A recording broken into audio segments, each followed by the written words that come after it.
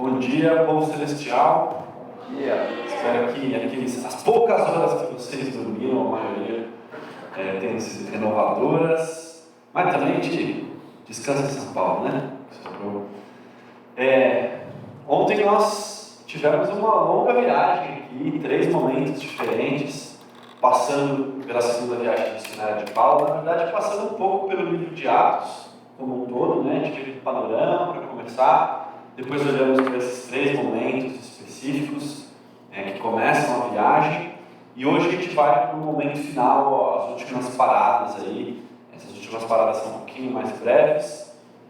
Espero que você consiga levar para a sua vida, levar de volta, bem gravado assim na memória, qual foi essa segunda viagem missionária de Paulo e o que os episódios dessa viagem ensinam para você sobre ser igreja, sobre andar com Deus, sobre viver em missão, viver reino de Deus, que essas histórias façam parte do seu imaginário, da forma que você enxerga ser reino de Deus. Também esse é o meu desejo.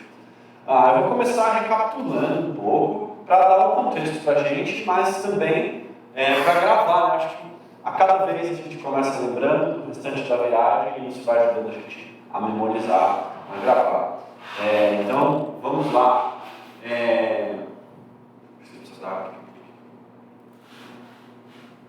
Isso. Agora a gente vai focar no capítulo 18, né, de Atos, especialmente num episódio que envolve esse cara chamado Apolo, nessa cidade de Éfeso. Mas olhando para o mapa, vamos lembrar um pouquinho por onde a gente já passou. A gente começa falando do Concílio de Jerusalém, a decisão que o pessoal tomou depois da primeira viagem.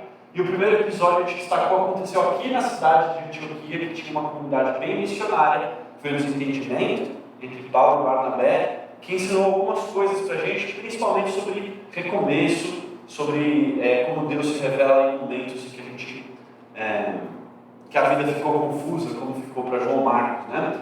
A gente falou sobre essa passagem aqui pela Ásia que Paulo teve e como isso ensina para a gente sobre o não de Deus, a negativa de Deus como uma direção dele. Paulo teve uma série de negativas de não poder ministrar nessas cidades, nem ir para essa outra região que ele queria. Foi para o Porto de Troade, a gente ouviu sobre como um sonho trouxe direção para ele, e falamos do ministério na cidade de Filipos.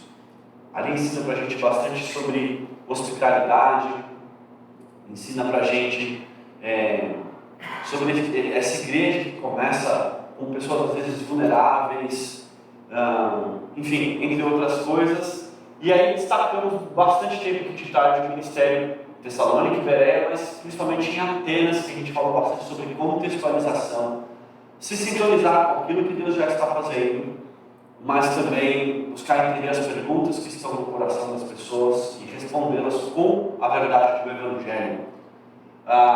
Vamos ler a parte final. Tem uma perna da viagem aqui em Corinto, mas principalmente o que sobra aqui em Éfeso. Vamos abrir nossas Bíblias, capítulo 18 do livro de Atos. Atos 18.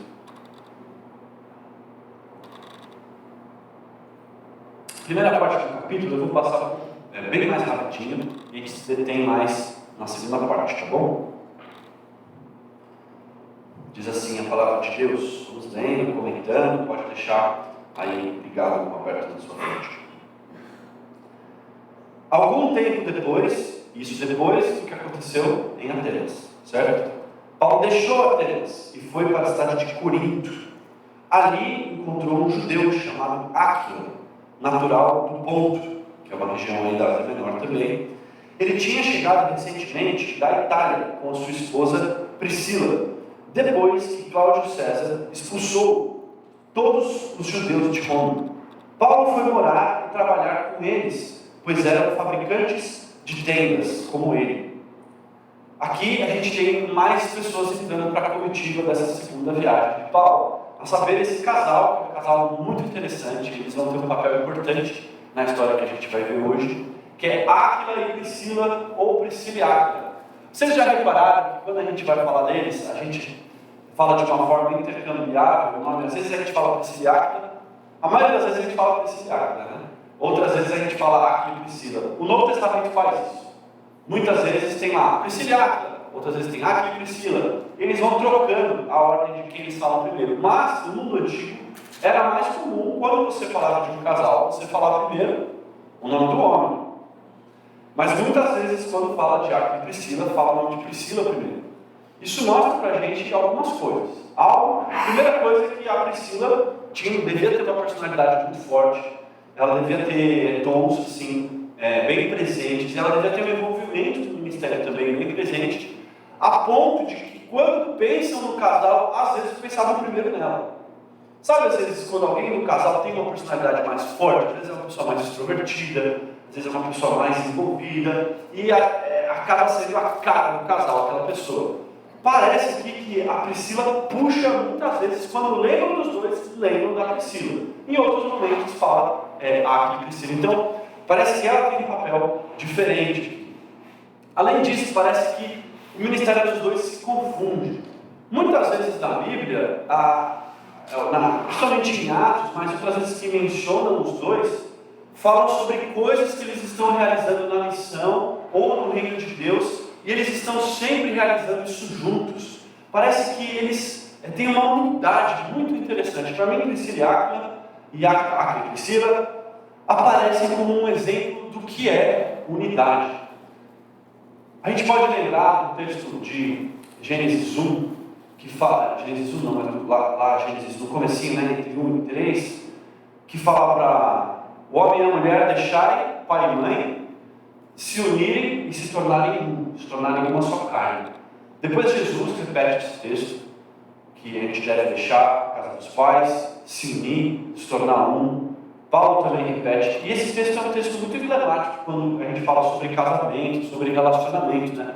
Relacionamento é isso, é você deixar a história dos seus pais, começar a construir a sua história, ter autonomia, a sua história se cruzar com a história de outra pessoa, vocês assumirem um compromisso e vocês então se tornarem um. Eu ministrei isso muitos anos para jovens, com diversas ênfases, mas em algum momento a gente tinha muitos recém-casados lá no nosso ministério, e a gente percebeu que a gente falava muito sobre isso, falava muito sobre deixar pai e mãe, vai arrumar um trabalho, vai estudar, vai descobrir a sua vocação, vai descobrir a sua identidade, assume um compromisso com alguém, entende o que é compromisso, mas a gente falava muito pouco do que é ser um, o que é ter unidade no Senhor. E Priscila e Áquila são um exemplo do que é ser um, do que é ter unidade. No livro de Atos, a gente tem um contra-exemplo, que é Ananias e Safira. Se a gente olhar para Ananias e Safira, eles também têm muita unidade. Os irmãos lembram um pouquinho a história de Ananias e Safira? Basicamente, as pessoas que estavam no comecinho da igreja, na hora que estava rolando aquele movimento de as pessoas espontaneamente venderem as suas propriedades, pegarem o dinheiro e investirem na vida de outros. E eles fizeram isso, só que o que eles fizeram? Eles vendem a propriedade deles, eles guardam uma parte e na frente de todo mundo eles falam: tudo que nós vendemos está aqui, como se todo aquele fosse o dinheiro.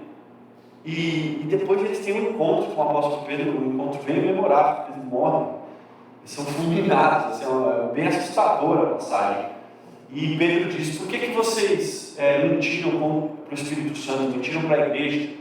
Por que vocês deixaram Satanás entrar no coração de vocês? E aí a gente vê um movimento na história de Ananias e Safira de muita unidade. Para você conseguir fingir na frente de tanta gente, um casal, os dois precisam estar muito combinadinhos. Um casal tenta fingir e o outro não ajuda, não dá certo. Vamos fingir que está tudo bem? Aí o outro fecha a cara. Não está ajudando. Dá um sorriso ali. Finge que está tudo bem. Para fingir, tem que fingir os dois juntos. E os dois conseguem fingir para a comunidade inteira. Então eles tinham unidade. Na falsidade deles, na hipocrisia deles, eles tinham unidade. Estavam bem unidos nisso. Também nesse plano de aparentar algo e enganar, e aquilo que Pedro diz denota que eles foram, Satanás enche o coração deles. Então eles tiveram unidade até nessa coisa de se deixar tentar pelo diabo. Eles caíram juntos, fracassaram juntos em se deixar levar. E eles têm unidade até no jeito que eles morrem. Os dois caem mortos no contexto depois de conversar com Pedro ali na reunião da igreja, são fulminados. Então eles têm, aí está o exemplo de casal com unidade, só que eles tinham unidade um com o outro, não tinham com Deus. Não era essa unidade de tríplice. E quando a gente vê Priscila, eles têm unidade. Eles decidem morar com Paulo, eles decidem fazer viagens com Paulo, eles ministram juntos. Mas não era uma unidade apenas um com o outro, era uma unidade também com o Senhor. O Evangelho de João, ele fala muito sobre nós sermos um com o Senhor. João, ele fala dessa maneira repetitiva, para que vocês sejam um, assim como eu sou um com o Pai, sejam um também. O negócio é até meio confuso, né? João fica indo e voltando, sejam um, como eu sou um com o Pai, vocês sejam uns com os outros, sejam um comigo, sejam um com a igreja. A gente fica meio perdido assim. Mas tem essa ideia de unidade do povo de Deus, de unidade com Deus, de unidade entre os irmãos. E parece que quando a Bíblia fala de unidade, se tornam um só, homem e mulher se tornam um só, é um só com Deus e um só com o outro. Essa unidade precisa ser partilhada. A gente vê Ananias e Safira, eles são um só, um com o outro, mas não com Deus. Quando a gente vê Priscila, eles têm esse exemplo de serem um com o outro e com Deus também. Nesse contexto aqui, eles se encontram com Paulo e eles já são judeus. E é o costume dos judeus eles ensinarem um ofício, desde criança, um ofício no sentido de alguma habilidade, né? E aqui Paulo tinha aprendido o ofício de fazer tendas. E parece que eles também, ambos na sua infância, tinham aprendido esse ofício de fazer tendas. Não menciona que Paulo pregou o evangelho para eles, e não menciona que Paulo batizou eles. Então parece que isso já tinha rolado antes. O que diz é que eles vieram da Itália, porque o imperador, naquele momento, Cláudio, tinha perseguido os judeus e quicado eles para fora de Roma. Então eles estavam fugidos, mas aparentemente já eram também judeus cristãos, discípulos de Jesus. Então eles se juntam à comitiva, meio que trabalhando, fazendo essas tendas para sustentar, tendo um trabalho secular, para sustentar a missão deles. Eles são cooperadores de Paulo, aparece na história como cooperadores aqui de Paulo. Verso 4, vai acontecer aquele movimento bem comum missionário de Paulo que a gente já viu nas sinagogas. Vamos lá. Todos os sábados, Paulo ia à sinagoga e buscava convencer tanto judeus como gregos. Depois que Silas e Timóteo chegaram à Macedônia, Paulo se dedicou totalmente à pregação da palavra, ou seja, ele parou de fazer tenda, né? Voltou só a anunciar o evangelho. Testemunhava aos judeus que Jesus era o Messias. Quando eles se opuseram a Paulo e o insultaram, ele sacudiu o pau da roupa e disse: vocês são responsáveis pela sua própria destruição. Eu sou inocente. De agora em diante, eu vou pregar aos gentios. Então saiu dali, da sinagoga, foi à casa de Tício Justo, um gentil temente a Deus que morava do lado da sinagoga. Crispo, o líder da sinagoga, e toda a sua família creram no Senhor. Muitos outros em Corinto também ouviram Paulo, creram, foram batizados. Certa noite o Senhor falou a Paulo uma visão: não tenha medo, continue a falar, não se cale, pois eu estou com você, ninguém o atacará, nem me fará mal, porque muita gente nessa cidade me pertence. Então Paulo permaneceu ali 1 ano e meio ensinando a palavra de Deus. A gente vê esse primeiro movimento característico, né? Ele vai ali na sinagoga, anuncia, discute até um certo limite, depois começa a fazer isso fora, através das portas que Deus abre. Aqui foi um gentil temente a Deus, tinha uma casa pertinho da sinagoga, ele começa a ministrar nessa casa. O líder da sinagoga se converte, daqui a pouco a gente vai ver que era outro líder que se converteu também. Não estava aguentando, o líder se convertiu, Paulo não estava ajudando o pessoal da sinagoga. Mas aí tem algo diferente. No meio dessas coisas todas, ele tem essa fala de Deus para ele, de perseverança. Eu estou contigo, resiste firme. E tem uma coisa linda que o Senhor fala para ele: tem muita gente aí nessa cidade que me pertence. E aí diz que Paulo ficou 1 ano e meio. Gente, para o timing de Atos, para essa velocidade de 1 ano e meio é uma eternidade. Paulo faz as coisas às vezes muito rápido aqui. Diz que ele ficou 1 ano e meio. A gente está indo no ritmo dessa viagem aqui. Joga uma pinha lá para a gente. Ele vai pingando nessas cidades. Apenas aquela coisa incrível, enlouquecedora que a gente viu foi tipo uma semana. E ele passa 1 ano e meio estacionado aqui. Porque o Senhor fala isso para ele: tem muita gente nessa cidade que me pertence. Irmãos, acho que os irmãos já devem ter tido essa sensação na sua igreja local ou vendo outras pessoas. Quando de maneira inexplicável você escolhe perseverar, porque o Senhor fala no seu coração que Ele tem uma obra ali ainda, que Ele tem algo para ser feito naquele lugar ainda. Eu já estive em igrejas que a coisa está difícil, frequência baixa, críticas, coisas que não estão indo para frente, e às vezes a gente vê algum irmão ali liderando, pessoas que estão ali perseverando. A vontade que a gente tem de bater nas costas e falar, cara, tá tudo bem, apaga a luz, acaba isso daí, cara, vai para a próxima. Por que você está fazendo isso com você, com a sua família, passando por isso? Mas aí você vai conversar com esse irmão e ele tem uma convicção da parte de Deus, de que Deus ainda tem gente ali, Deus ainda tem alguma coisa, e ninguém tira essa convicção. Você conhece gente assim? Ou você já se viu nessa situação? Em que ninguém está vendo aquilo, mas você tem uma convicção da parte de Deus, de que Ele ainda tem pessoas ali. A gente já teve colegas no seminário, na época que a gente estudava, caras assim que falavam, que eloquência, caras incríveis. E você olhava o ministério, uma carniça. Você falava, o que você está fazendo com a sua vida, insistindo nesse lugar? Eu falava, cara, Deus tem gente ali. Só você está vendo. Eu falava, tudo bem. Deus tem gente ali. Às vezes é uma cidade. Eu li um livro uma vez, chama Memórias de um Pastor Comum. Tem um teólogo muito famoso hoje, ele está bem velhinho, assim, ele chama Don Carson. É um teólogo de Novo Testamento, muito reconhecido, palestrante no mundo inteiro, diversos livros vendidos.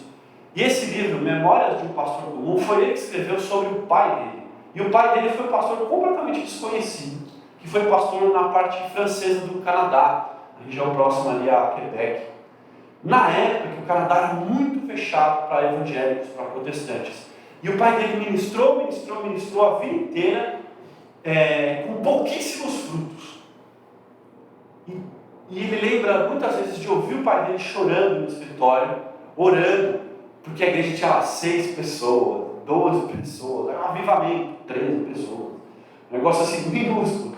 E o pai dele com a convicção de que Deus tinha algo para o Canadá, para aquela região. E em determinado momento, ali na década de 60 para a década de 70, veio uma enxurrada de missionários que se juntam ao trabalho. Isso aconteceu porque era na época que na África estavam tendo muitas guerras de independência das nações africanas, e eles, tinha muitas nações que eram ainda, estavam debaixo da coroa da Inglaterra, ou da Bélgica, ou da França, por aí vai, e essas nações começaram a ter guerras de independência que causam europeus para fora. E os missionários iam junto, que eram estrangeiros, eles eram postos para fora juntos. Então imagine você um missionário que é missionário no Congo, aprendeu francês, está lá servindo no Congo e deu uma guerra no Congo, foi posto para fora e volta para casa e fala, eu me preparei para ser missionário, eu quero buscar campo. Que idioma você aprendeu? Francês. Onde é que fala francês? Na França e no Canadá francês.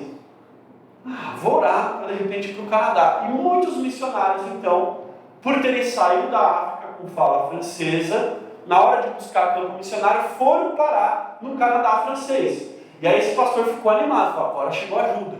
Agora esses missionários vão trabalhar. E eles começaram então a fazer trabalho com criança, não sei o quê. E aí passou 2 anos, todos começaram a ir embora.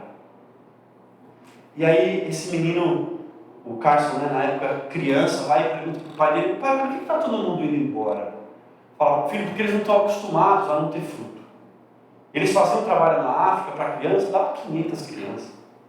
Aqui eles fazem dá 5. Aí eles desanimam e vão embora. E aí a criança olha para o pai e fala, mas por que a gente não vai embora também? O que a gente está fazendo aqui ainda? E aí o pai dele falou, porque Deus tem muita gente nessa cidade. E o pai dele morre antes de ver um avivamento naquela região, mas depois houve uma transformação, uma abertura dessa região do Canadá e uma transformação nesse contexto. É impressionante como às vezes as pessoas têm no coração essa convicção, Deus ainda tem muita gente ali, Deus ainda tem uma obra. Sejam líderes, sejam membros de igreja. E o Senhor pôs isso no coração de Paulo. Muita gente nessa cidade não pertence, então ele fica 1 ano e meio em Corinto. Vamos seguir o texto. Nós estávamos no verso 12. Quando Galio se tornou governador da Acaia, essa região, alguns judeus se levantaram contra Paulo e o levaram diante do governador para ser julgado. Eles o acusaram de convencer as pessoas a adorar a Deus de maneira contrária à lei judaica.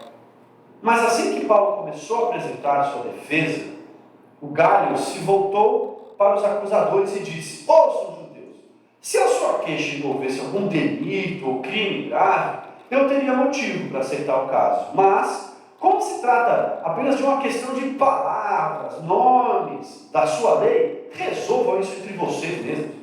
Recuso-me a julgar essas coisas. E os expulsou do tribunal. A multidão então agarrou Sóstenes, o novo líder da sinagoga. Parece que o novo líder da sinagoga tinha se convertido também, outro, Sóstenes. E o espancou ali mesmo no tribunal. O Galio, no entanto, não se importou com isso.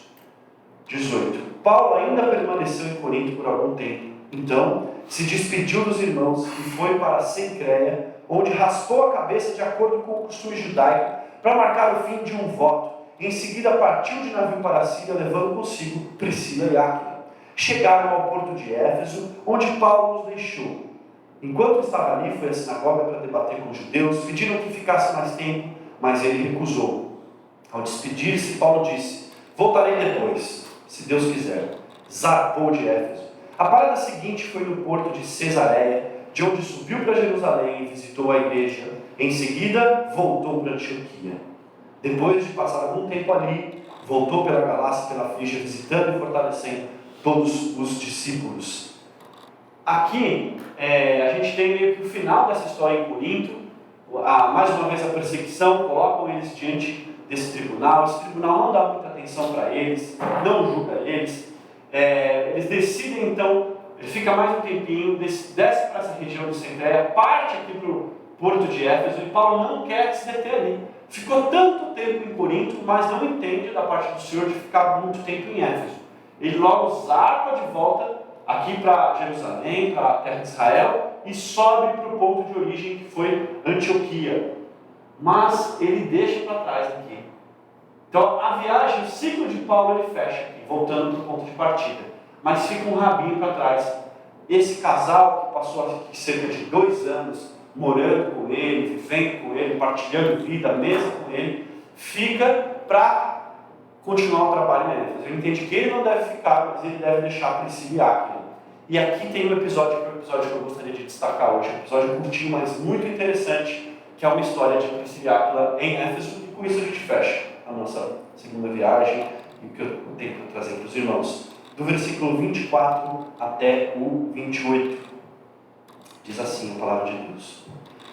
Enquanto isso, ou seja, enquanto Paulo descia, meanwhile aqui, enquanto Paulo fez toda essa rota aqui, enquanto isso no lustre do castelo, em Éfeso, ficou aqui Priscila e Áquila.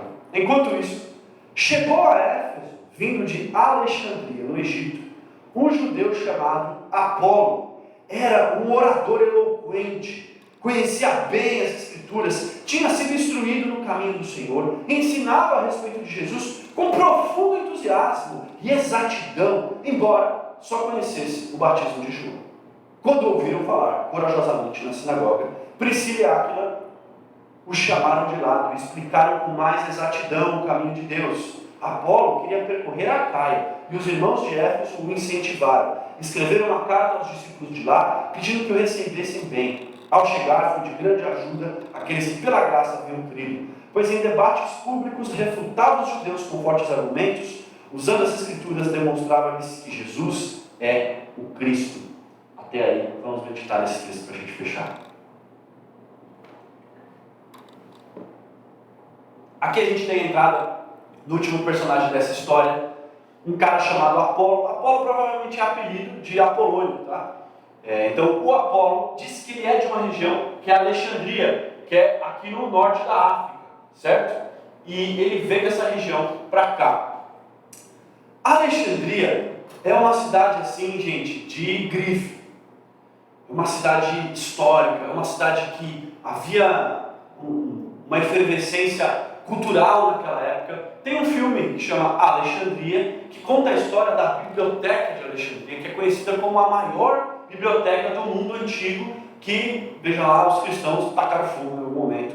Algum cristão que depois foi canonizado ainda, virou santo, tacou fogo na Biblioteca de Alexandria, por conta que não gostava dos livros que tinham lá. Mas, tacando fogo não, nessa época ainda tinha biblioteca, e era essa cidade com muita cultura, e por aí vai. E tinha uma colônia judaica muito forte. Lembra que eu falei dos judeus da dispersão, que estavam espalhados por essa região toda? Muitos judeus migraram para Alexandria. E tem uma escola de interpretação muito forte ali. Por isso mesmo, a gente não sabe quem é o autor do livro de Hebreus, mas uma sugestão é que seja o Apolo, porque a escola de interpretação de Alexandria tem muito a ver com aquilo que está escrito na carta aos Hebreus. Não dá para a gente saber ao certo, é só uma sugestão. Enfim, esse cara que está chegando, o que a gente tem sobre ele? Ele vem dessa cidade, que é uma cidade de grife, de respeito, de história. O pessoal está chegando, de onde você vem? A pessoa fala lá, estou chegando de Amsterdã. Caramba, cresci em Amsterdã. Estou chegando de Tóquio, cresci em Tóquio. Ela traz aquilo. A gente pensa alguém que cresceu em Amsterdã, a gente pensa alguém que cresceu em Tóquio, a gente pensa alguém que cresceu em Los Angeles. A gente já imagina que ela está trazendo a cultura dessa cidade com ela. Então, quando fala do Apolo natural de Alexandria, ele já vem com o peso dessa cidade, com a história dessa cidade com ele. Próxima informação que a gente tem sobre ele, que ele era muito eloquente, que ele falava muito bem, um comunicador. Vocês conseguem pensar em algum comunicador, alguém que fala, e a gente consegue escutar? Foi uma época que a gente tinha muitos bons comunicadores na TV, né? A gente teve o Faustão, ficou anos, ele era famoso por ficar ali o domingo inteiro falando, e ele conseguia não ter nenhum assunto e falar. A gente tinha também, né, tem ainda, eu acho, da Atena, que por ser liga de tarde, ele consegue, joga uma imagem de helicóptero, e ele consegue 1 hora de assunto com a imagem de um helicóptero, e os slogans, as coisas que ele fala. Mas hoje em dia os principais comunicadores estão na internet, né?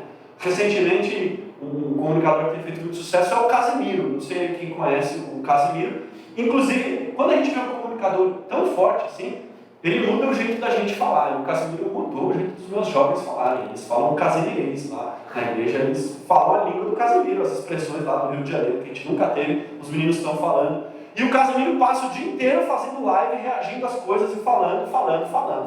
É um comunicador eloquente. Então, o Apolo, quando ele chega, ele traz o peso de Alexandria, ele veio de Alexandria, mas ele traz também esse cara eloquente que fala, que se comunica. Mas, a bem na verdade, muitas vezes esses comunicadores não têm conteúdo, né? Fala, mas só fala besteira. Mas o que diz aqui do Apolo é que ele tinha sido instruído e conhecia bem as Escrituras. Não só ele se comunicava bem, mas tinha conteúdo. Por outro lado, a gente conhece pessoas que têm conteúdo, mas são boring, são chatas, né? Fala, nossa, quanto conhecimento. Só faz a gente dormir. Sabe aquele professor que está dando aula e você fala, ele não percebe, cara, que está todo mundo querendo morrer. Vai, fala mais rápido. Parece que ele continua, ele faz questão. A gente tinha um professor do seminário, e é óbvio que ele dava aula de sexta-noite, né? O professor mais lento, os caras põem na sexta-noite. E ele dava aula sentado, com o microfone, falando assim. E o relógio ficava atrás dele. E ele tinha um poder que o relógio parava, cara. Era impressionante, de sexta-feira aquele relógio não se mexia. Quanto mais devagar ele falava, mais devagar o relógio corria. Era impressionante. Ele distorcia o tempo. O Dani dormia sempre, logo eu confesso. Estava lá, deixando. Não sabe, eu estou na USP, estou no seminário. Então... Cara, tem conteúdo, mas não comunica. Você fala, nossa, ele entende tanto, só tem que falar assim, se pudesse acelerar o áudio dele na vida real. Não era o caso do Apolo. Ele vinha com essa história de quem veio de Alexandria, ele falava bem e ele tinha conteúdo e se comunicava bem as duas coisas. Mais do que isso, fala que ele era fervoroso. Ele falava com paixão, com fervor. Você conhece uma pessoa fervorosa? Que não só pelo conteúdo ou pela comunicação, mas que toca o coração quando fala. mexe com o coração. Eu tive um pastor amigo meu que ele era assim, cara. Aquele que punha a mão no seu ombro e falava: como é que você está? Como é que você sabe, cara? Como é que você sabe que eu precisava disso? Uma palavra vai no lugar, essa pessoa fervorosa, parece que ela com Deus está ali, ó. Tinha uma irmã na igreja que eu servi, ela era faxineira da igreja e líder da intercessão, a irmã Alice. E eu já sabia que quando ela batia na minha sala, ela falava: o pastor vai me desculpar. Eu falava: meu, ferrou, por onde eu corro? O pastor vai me desculpar. Ela já tinha uma palavra para dar na minha orelha, certeira. O pastor vai me desculpar, mas tenho visto o pastor um pouco orgulhoso ultimamente. Pessoa fervorosa. Um outro pastor colega conta uma história de que uma vez ele foi conversar com uma pessoa no gabinete e ele viu que tinha algo estranho, e ele chama também uma irmã que era da intercessão, do círculo de oração, para conversar junto com ele. E essa irmã chega e fala: pastor, essa pessoa está com espírito, está com espírito demoníaco. Fala: tá bom, então vamos orar, irmão. E aí essa irmã ora e fala: saiu, pastor. E ele começa a conversar então com a pessoa ali, e aí a irmã fala de novo: pastor, voltou. Voltou? Então vamos orar de novo. E nessa dinâmica eles ficaram, ele ia conversando, aí a irmã falava: voltou, pastor. Saiu, voltou. E assim foi a conversa até o fim. Aí terminou a conversa e falou: não, uma dúvida assim, onde é que a irmã viu que saiu e entrou? Porque para mim a conversa foi uma só. Fala: pastor, eu vejo no olho. Eu também olhei no olho. Estava olhando no olho, não vi nada no olho. Ah, pastor, o pastor assim, no ritmo que o pastor está, do jeito que está o coração do pastor, o pastor não vai ver mesmo. Ai, essa doeu. Essa é uma pessoa fervorosa. O Apolo também era fervoroso. O cara tinha a cidade da qual ele vinha, tinha a eloquência, tinha o conteúdo e era fervoroso. Quem é esse cara que apareceu no meio da viagem? O cara é uma lenda. Só que aí tem uma pequena informação sobre ele. Diz que ele só conhecia o batismo de João. O que isso quer dizer? Não sabemos. Os teóricos falam, e eles não chegam a uma conclusão do que quer dizer que ele só conhecia o batismo de João. Será que ele foi discípulo de João Batista? Será que ele tinha sido batizado nas águas?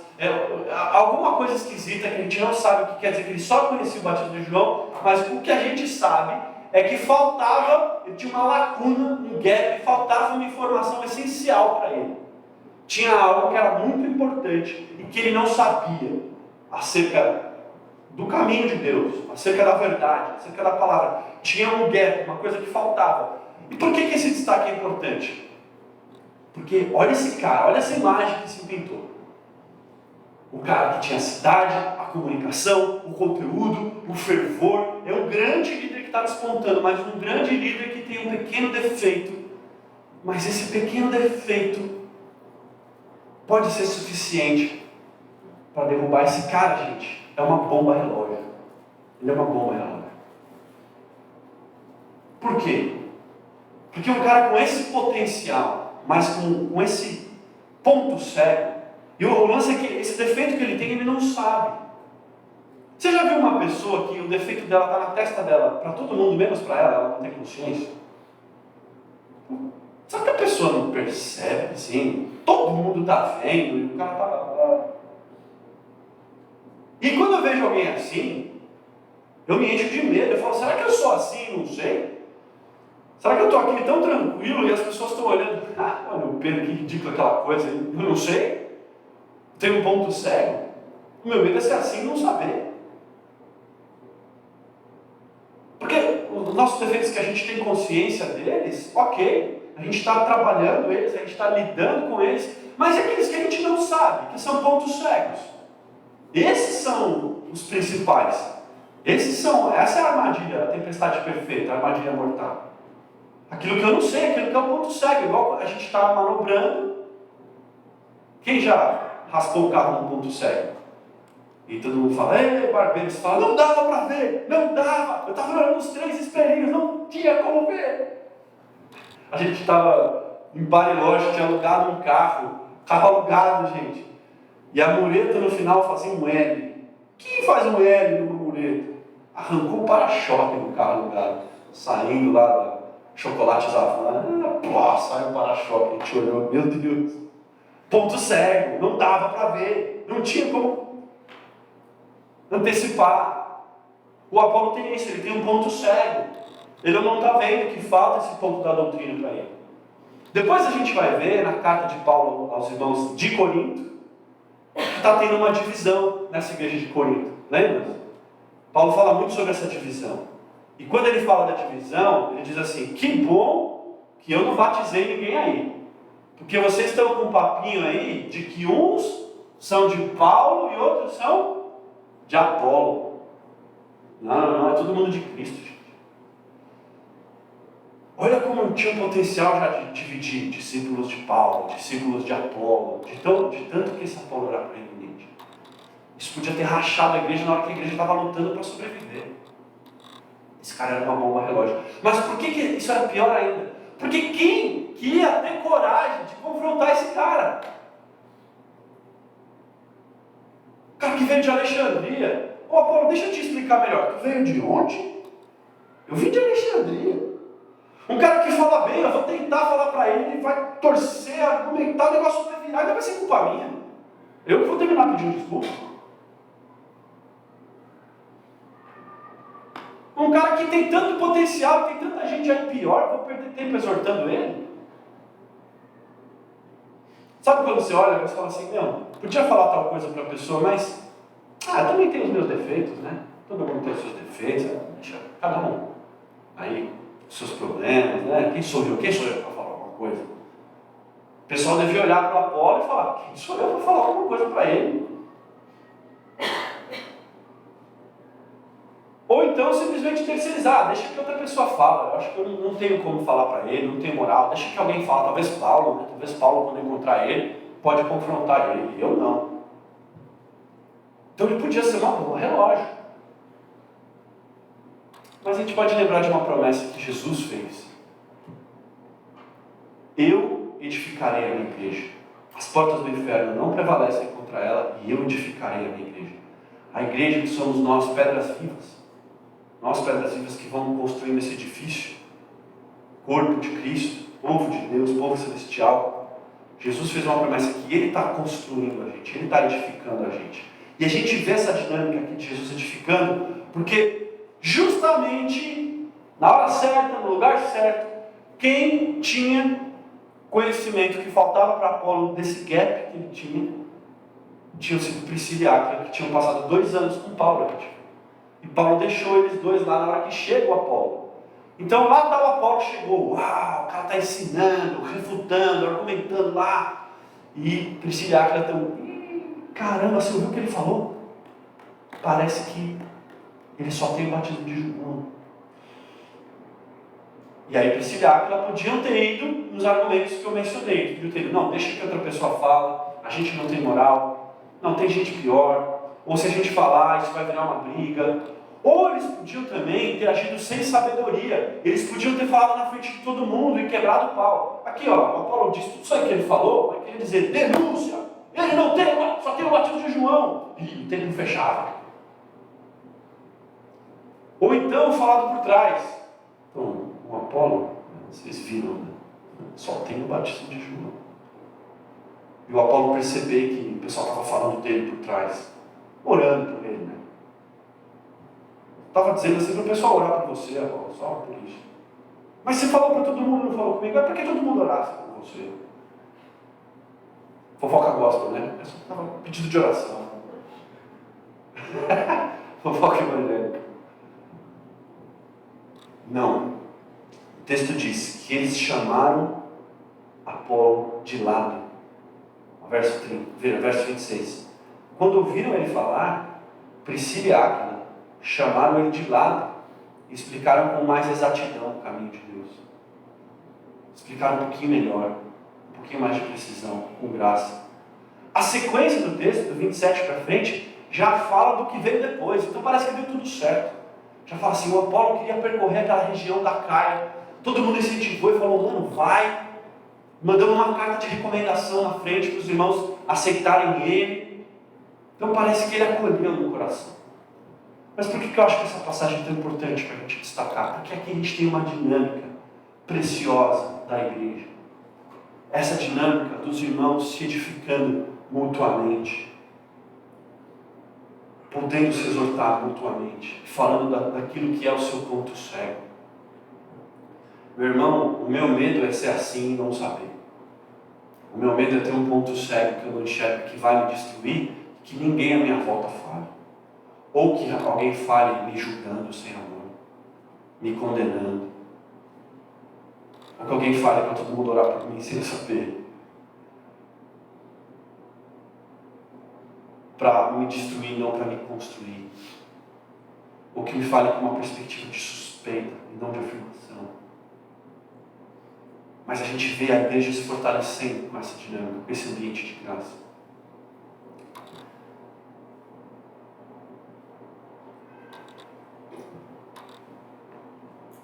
Eu e a Bruna uma vez estávamos assistindo uma palestra, daquelas palestras TED Talks, acho que os irmãos devem conhecer, palestras curtas, de diversas áreas que geram inspiração, e a gente se reveza em assistir palestras ou da área dela ou da minha, né? Uma coisa de artes, espiritualidade, ou coisa da área da saúde, da médica. Na época, acho que ela era estudante ainda, estava no internato, e a gente foi assistir uma palestra de um médico, acho que era um cirurgião, se não me engano, era um médico no Canadá, e era um cara que era uma sumidade, assim, ele era diretor do hospital na época, e o tema da palestra era erros médicos. A gente ficou curioso.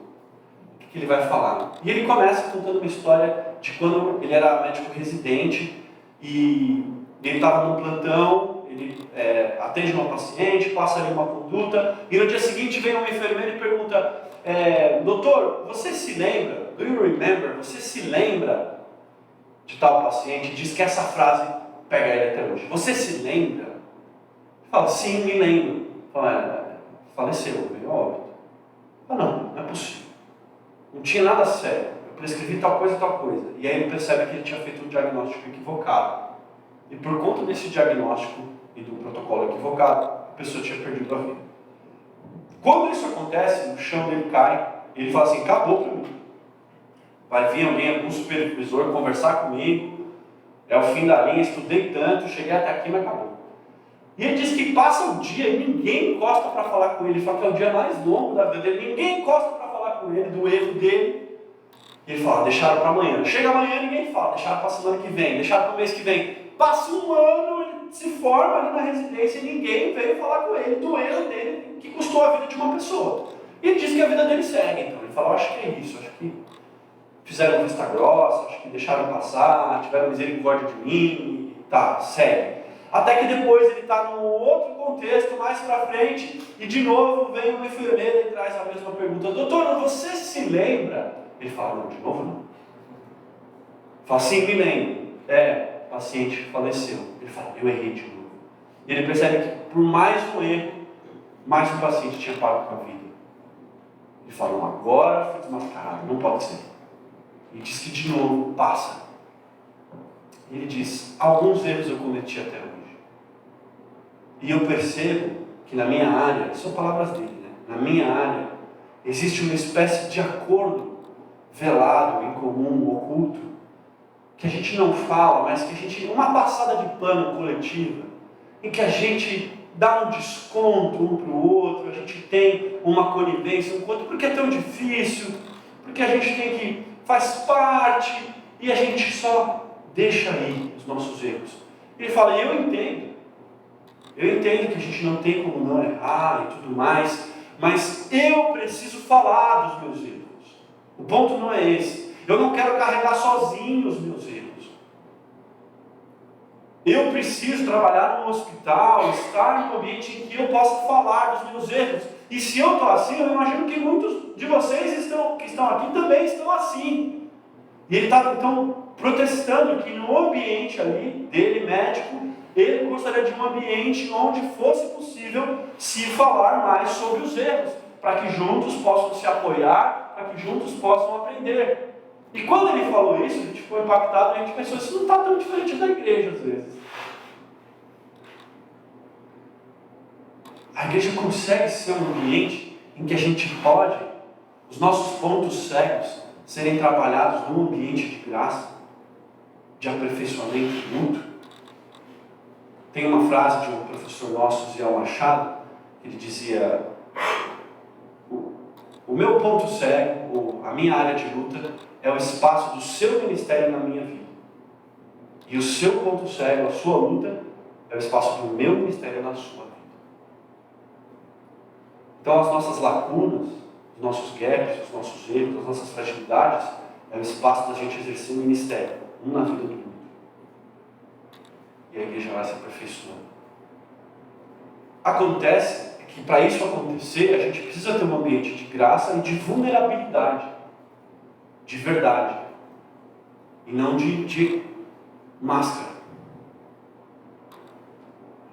Se a gente não é vulnerável, a gente acaba fazendo um personagem, gente. E como a gente vai ficando bom em fazer esse personagem? Só que entre personagens não tem comunhão, tem encenação. No teatro, assim, a gente tem personagens que estão encenando. Mas a igreja não pode se tornar uma encenação. Ela tem que ter comunhão. Acontece que quanto mais eu faço um personagem, melhor eu fico em fazer aquele personagem. No circo, existe uma tradição do cara fazer o mesmo personagem a vida toda. E depois ele ainda muitas vezes passa isso para a família. Você tem família de 3, 4, 5 gerações de palhaço de circo. E os caras dominam a arte daquele personagem do palhaço, levam ao auge, passam para os seus filhos. Desde pequeno vão fazendo palhaço. E a vida inteira aquele personagem vai ficando cada vez melhor.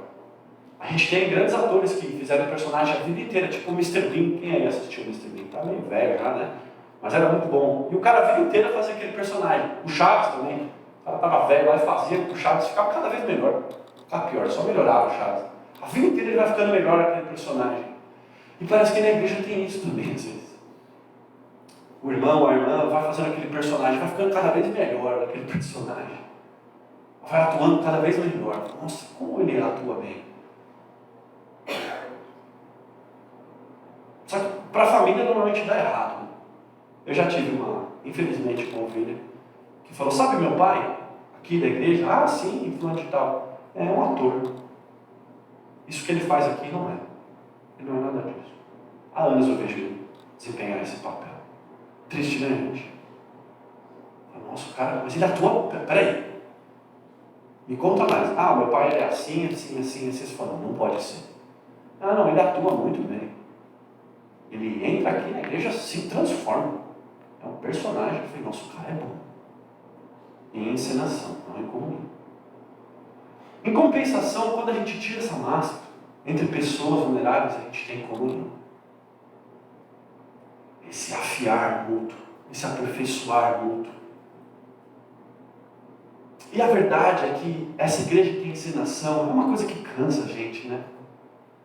Ela se torna uma coisa sem graça, sem sal. A gente está ali e nem sabe por quê. A gente está cansado daquilo, está ali por hábito, por cultura. Mas a igreja, quando ela tem comunhão de verdade, ela se torna uma coisa que mexe com a minha vida, que move, que me transforma. Quando essa dinâmica da igreja está acontecendo de verdade, ela é viva. A gente teve uma história muito emblemática entre os nossos adolescentes. Eu estava um dia de madrugada e chegou uma mensagem no meu WhatsApp de um adolescente nosso, adolescente jovem. Chegou um texto assim: pastor, eu sou gay. Eu olhei 2 da manhã. Falei: alguém pegou o celular dele. Ele está em algum rolê com os meninos da igreja. É uma boa pegadinha, né? Eu pego o celular do menino, vou para o contato do pastor e falo: pastor, eu sou gay, deixa eu lá. Agora ele que se vire. Aí eu falei: pô, devolve o celular dele aí. Para de brincadeira aí. Falou: não, pastor, sou eu. Não, que explica, brincadeira pega. Aí ele mandou um áudio, chorando: pastor, sou eu, falando sério. Eu falei: tá, entendi, é sério. Então é o seguinte, vai dormir, mano. São 2 da manhã. Amanhã você vai na minha sala, num horário decente, a gente conversa. Depois eu entendi que muitas vezes ele já tinha feito isso em horários assim, antes de eu ver, e depois ele ficava sem coragem e apagava. E ali ele devia estar numa crise, numa coisa muito difícil. Ele mandou e não deu tempo que ele me pegou acordado lá com insônia, e não deu tempo dele voltar atrás, e foi isso. E aí eu sentei com ele e falei, cara, conte-me mais sobre isso. Esse menino vem de uma família estruturada da nossa igreja, o pai era presbítero, o principal professor da escola bíblica dominical dos adolescentes, o querido, a mãe do círculo de oração, o irmão dele cresceu junto com a Bruna, no círculo de amizade da Bruna, ele, um dos adolescentes mais queridos da nossa igreja, e um querido. E ele diz então que no começo da adolescência, quando a gente separava, né, chegava lá no culto de adolescente, separava as meninas para um lado, os rapazes para o outro. Ele fala, já sabia, os rapazes vão falar de pornografia, as meninas vão falar de outra coisa, lá vou eu. E aí a gente começava a falar sobre pureza, sobre santidade, pornografia com os meninos, e ele ficava, nossa, como esses meninos são os depravados, eu sou tão puro, não tenho nenhum desses problemas. Até que um dia ele percebeu que não era essa a questão, que ele não sentia essa atração por mulheres, mas ele sentia atração por homens. E ele percebeu isso das piores maneiras possíveis, no vestiário da natação, no acampamento da igreja, no livro de história, biologia de anatomia. E ele foi percebendo isso, e dele se considerar o menino mais puro da igreja, ele começou a se considerar o menino mais podre e sujo da igreja. E ele começou então a orar e falar, Deus, o Senhor tira isso de mim, o Senhor me purifica de novo. Ele orava e pedia, o Senhor me purifica de novo, me purifica de novo. E ele sentia que ele estava purificado, mas ele continuava sentindo atração por outros rapazes. E ele orava, e ele tentava continuar, mas ele continuava sentindo atração por outros rapazes. E aí ele falou, já sei, eu preciso namorar a garota, ela vai me converter, aí eu vou gostar do negócio. E aí ele tem, vocês podem imaginar o que aconteceu. Né? Deu muito errado. Tentou namorar a menina, partiu o coração da menina, não conseguiu, não aconteceu nada. Depois a menina chorava, falava, por que você não quer namorar comigo? Nós somos os melhores amigos. Fala, não, o problema não é você, sou eu. Eu sei que todo cara que termina fala isso, mas no caso dele era mesmo. Realmente era, esse aí eu acho que foi de verdade. Inclusive tinha uma menina que foi apaixonada por ele, escrevia cartas de amor, e hoje a gente dá tanta risada disso. Ela lembra das cartas de amor que ele escrevia e fala, que ridículo. E ele diz que ele segue, então ele fala, tá, não deu certo namorar, eu continuo orando, isso não muda. Irmãos, eu sei que os irmãos estão pensando, o Pedro está querendo dizer o quê? Que ele nasceu assim, que Deus fez ele assim, mas eu não sei, meu assunto não é esse, meu assunto é vulnerabilidade, esse assunto é outro. Mas ele não falava para ninguém. E ele seguia sozinho lidando com aquilo. Olhava para o irmão dele mais velho, namorando já, um amigo da Bruna. Olhava para as outras pessoas e falava, por enquanto eu tenho aqui, 16 anos, ninguém está me cobrando tanto de namorado, eu tenho tempo ainda. E o tempo foi seguindo. E ele olhava para as histórias e tentava buscar a história de outros cristãos, e ele sempre ouvia histórias de pessoas que tiveram isso e davam um testemunho de que isso mudou. Espécie de reorientação, ou com todas as aspas possíveis, cura. Ele olhava essas histórias e falava, eu quero viver essa história, eu quero viver essa história, eu quero viver essa história. E essa história nunca chegava para ele. Ele olhava, e os únicos que ele olhava na igreja falavam, casais mais velhos. Eu quero ser assim, mas não estou conseguindo. Eu quero ser então esse que viveu a reorientação, mas não estou conseguindo. E isso foi ficando insustentável. Até que ele terminou o colégio, ele tinha o sonho de fazer medicina, e ele foi para o cursinho. Quando ele chega no cursinho, ele então faz um grupo de amigos LGBT. E é nessa época que ele estava conversando comigo. Ele diz assim, pastor, eu fiz amizade com essas pessoas, e pela primeira vez na minha vida eu me sinto amado e aceito. Eu falei, pera lá, cara, você cresceu aqui na igreja. Você nunca se sentiu amado e aceito aqui? Eu falei, não. A primeira vez que você está se sentindo amado e aceito é com esse grupo de amigos que você fez agora. Ele falou, Aí isso doeu, gente. Eu falei, peraí. Mas eu respirei fundo. E aí eu fiz uma pergunta para ele. Falei, mas deixa eu te perguntar. Você é crente, cara? Ele falou, sou. Você ama Jesus? Eu falei, eu amo Jesus. Eu amo Jesus. Eu amo Jesus. Acima de todas as coisas, eu amo Jesus. E você falou isso para os seus amigos do cursinho, LGBT? Ele falou, Não. Aí eu falei, tá. Então esses seus amigos que pela primeira vez você foi amado e aceito, não sabem que você é crente. Não sabem. Certo. Você tem amigos aqui na igreja? Tenho amigos muito queridos. Fulano, são grandes amigos. Tinha um grupo lá de 5 amigos muito próximos. Falei, você já contou para eles essa sua questão? De sentir atração por pessoas do mesmo sexo, por outros rapazes? Falou, não, nunca falei para eles. Por quê? Porque eu tenho medo que os moleques vão fugir de mim, eu vou abraçar os cabelos, sair fora, os caras vão fugir de mim, ou vão me tirar do louvor, eu tocava no louvor, vão me tirar do louvor, vão me expulsar da igreja, alguém vai contar para meu pai vai expulsar de casa. Nunca falei para ninguém. Mas você não se sente amado e aceito com eles? Não. Então, cara, deixa eu te dizer, você está incompleto aí, cara. Você vive personagem nos dois lugares. Você não é você mesmo, nem na igreja, nem no cursinho. Desculpa. Não tem como você falar que os caras do cursinho te aceitaram se eles não sabem que você é crente, e isso é algo importante da sua identidade. Não tem como você falar que o pessoal da igreja não te aceitou porque você não falou disso para eles. Então pode ser que seja, cara. Pode ser que o pessoal do cursinho te aceite e que o pessoal da igreja seja intolerante, ignorante, mas pode ser, mas agora você não pode dizer isso ainda. Então você tem uma lição de casa, você vai sair do armário para os dois lados. Você vai sair do armário que você é crente e você vai sair do armário que você é gay. Vai. Tem aí um mês para você, vou morar e sai do armário aí, vamos ver o que acontece.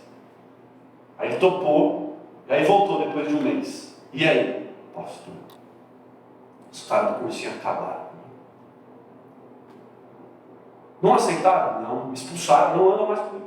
Falaram, a gente não admite que você é crente. Isso é ridículo, isso é um absurdo. Você odeia você mesmo, você nos odeia. A gente não aceita que você é crente. Eu falei, nossa, que intolerância. Ele falou, que pena. E o pessoal da igreja contou? Contei. O que eles falaram? Eles falaram que eles sempre viram. Cara, a gente sempre sabia. Desculpa aí, a gente cresceu com você. Só que você não falava, a gente não podia falar também, né? Estava esperando você falar. E como você sentiu? Cara, eu me senti amado, eles me abraçaram. Disseram que eles choraram, disseram, cara, obrigado, porque finalmente você falou. Agora a gente quer sair, a gente quer viver, e agora? Eu falei, também não sei, vamos orar com o pastor. Eles querem caminhar comigo. A gente não sabe o que vai ser, mas eles sabem que estão comigo. Seja o que vier, eles estão comigo, que eles me amam. Eu falei, cara, que legal. Ele falou, não, mas não foi só isso, pastor. Depois que eu contei isso para eles, agradeci pelo acolhimento, eu fui terminar a conversa, aí teve uma outra menina que ela contou, que ela tentou se matar. Ela falou, depois que você já contou isso, deixa eu contar também, né? Agora... Aí a gente orou por ela. E aí depois que a gente ia terminar, o outro menino contou que faz um ano que ele estava namorando uma menina que não é crente. A gente falou, o quê? Foi, estava escondendo a menina lá. Porque ele achava que a gente ia brigar com ele. Ele falou, depois que você contou isso, que você contou, eu vou contar também. Aí todo mundo começou a contar os podres. E eles ficaram lá, sendo vulneráveis. E eles experimentaram uma comunhão que eles nunca experimentaram antes, eles tendo crescido juntos na igreja. Eles começaram a falar a verdade. Teve um que contou que teve uma crise de ansiedade, outro contou esse namoro escondido. E eles começaram a pôr para fora essas crises, ter que lidar, eles trouxeram para mim, eu comecei a ajudar eles. Essa amizade deles foi para outro nível. E eu sinto em contar essa história porque essa história já é antiga, esse grupo brigou.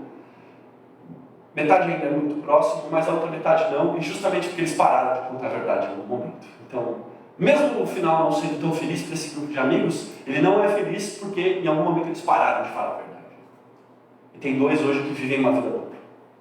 E aparecem lá, tudo bem, todo mundo sabe, é safado. Vai falar, você está vendo? Ele fica fingindo. Mas a gente viu ali a diferença. Eu caminhei junto com esse menino, só para a história não ficar sem final, né? Mesmo não sendo o assunto. Ele foi compreendendo nas Escrituras de que nós juntos, compreendendo nas Escrituras de que talvez o Senhor não teria uma reorientação para ele, de que ele não teria uma garantia da parte do Senhor nisso, mas não era por isso que ele era um erro, não era por isso que Deus não o amava, não é por isso que Deus não tinha um plano perfeito para ele, e que ele não tinha uma história incrível e única no Senhor. E quando ele chegou a essa conclusão de que ele não tinha que ter o peso da reorientação, isso foi libertador para ele. E depois, pelas Escrituras, ele também foi entendendo de que ele não via um espaço para ele ter um relacionamento homoafetivo. Ele não se convencia pelas Escrituras de que se ele casasse com outro rapaz, na bênção de Deus, isso seria correto. Então ele foi convencido pelas Escrituras de que para ele Deus tinha um dom presente que era o celibato. E ele viu isso não como um peso, mas como um presente. Ele falou: eu nunca tive esse sonho, eu quero ser médico, eu quero estudar, eu quero ser pesquisador, eu quero viajar. E de repente esse menino, gente, quem passava por ele, via uma pessoa confiante, feliz no Senhor, transbordante. Ele passou em medicina. Ele se torna essa pessoa estudiosa, continua envolvido no louvor, mas sabendo que Deus tem um plano para ele, do jeito que ele é, sem carregar. E ele passa então a ser um exemplo de representatividade para outros adolescentes. Como ele é bastante envolvido lá, toca no louvor, outros adolescentes chegavam e podiam ver não só o exemplo do casal, não só o exemplo da reorientação, mas o exemplo de alguém que sem a reorientação entende um plano do Senhor, entende celibato, e essa é uma opção. Alguns adolescentes foram impactados por esse exemplo e buscam caminhar norteados por isso. Isso foi poderoso na nossa região. Não foi uma história que eu trouxe para eles e tentei colocar na cabeça isso. Isso foi surgindo no dia a dia, a partir das lutas pessoais, dos gaps, e da igreja tentando se apoiar. E chegou a parte dele conversar com os pais, e no dia que ele ia conversar com os pais, porque ele fez favor de passar numa faculdade no norte do país, e ele ia ter que mudar para a região norte, e eu falei: cara, a gente vai conversar com seus pais. E a gente estava num retiro da igreja, junto com os amigos, a gente orou com ele, então eu fui junto com ele conversar com os pais. E o pai dele e a mãe dele falaram: filho, a gente sempre quis falar disso com você, a gente ama você, você é um exemplo de cristão, a gente vê o quanto você ama Jesus, você é um ótimo filho, a gente sente porque você lutou sozinho, a gente quer caminhar com você, a gente te ama. Ele jurava os pais arrancar ele de casa. Só para dar um ponto final na história, mas para mim, claro que a história não tem ponto final, né? Ele segue com as demandas da jornada dele. Vocês podem pensar desafios que ele tem, mas deixa eu dizer, vocês também não têm? Tá fácil para ninguém, né? Vida de casado, solteiro, a gente tem os nossos desafios a gente tem que viver debaixo da cruz, debaixo da graça. Ele também, eu também. Todos os dias debaixo da graça. Ele segue na jornada dele, a gente segue na nossa. Mas essa história ela me marca como um exemplo dessa dinâmica aqui.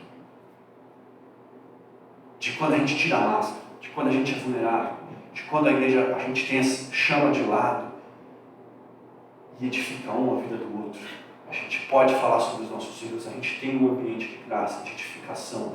E aí essa experiência, ela deixa de ser uma coisa sensal, uma coisa superficial, e ela passa a tocar a gente na nossa existência, no nosso coração. E a igreja passa a ser algo vivo e transformador e verdadeiro nas nossas histórias.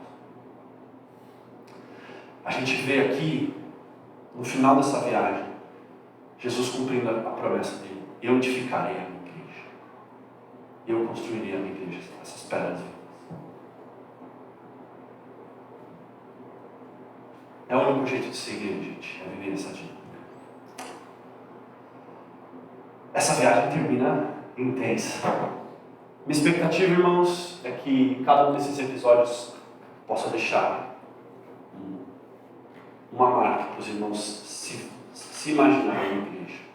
Pessoas que recomeçam, como João Marcos, pessoas que ouvem a direção de Deus, pessoas de hospitalidade, de liberdade, pessoas que proclamam o Evangelho de maneira contextualizada, pessoas que vivem vulnerabilidade.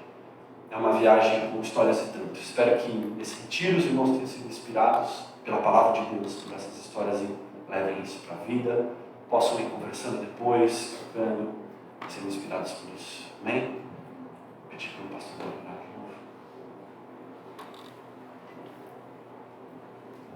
Muito obrigado pela palavra desafiadora, acalentadora.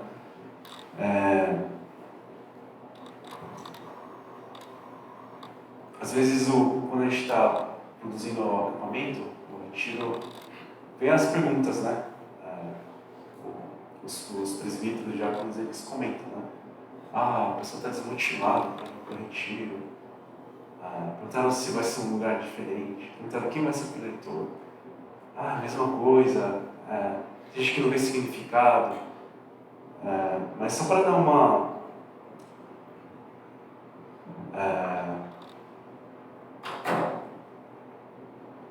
só para avisar o pessoal. Sim.